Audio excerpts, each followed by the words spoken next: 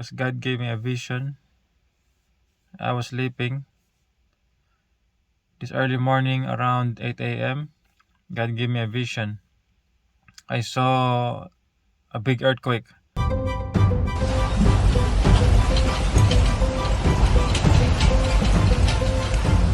A terrible earthquake.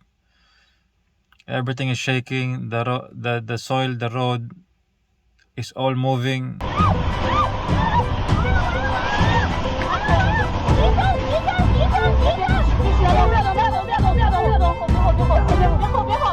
The buildings are shaking. Everything. I saw the concrete on the floor. The roads are cracking.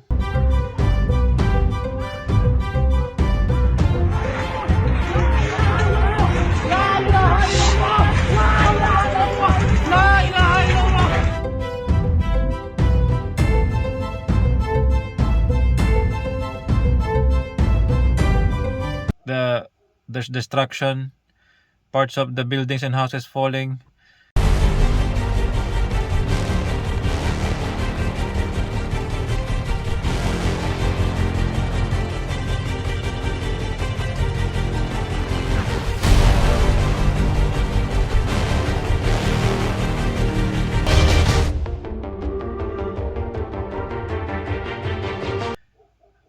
Terrible noise, violent shaking. I was in the middle of all that scene. I can see everything very clearly. It's a vision from God. God telling me the future, showing to me what will happen in the future.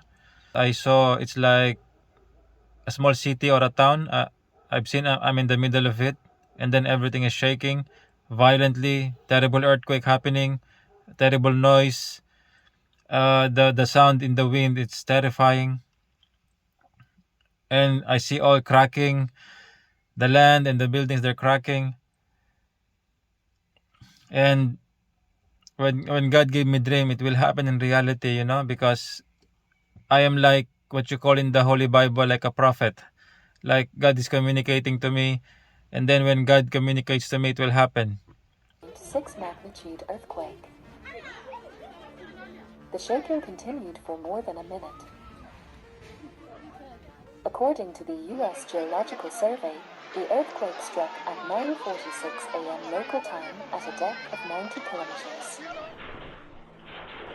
There is no tsunami threat for the region. Authorities say at least 4 people have died. Other people were injured by falling objects or debris.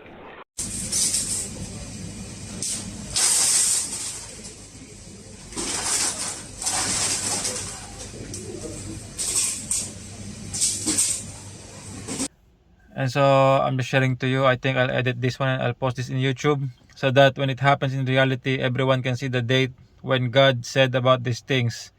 And God used me to share it in advance to all of you. So thank you. God be praised by all people. In the name of our Lord Jesus Christ. Amen.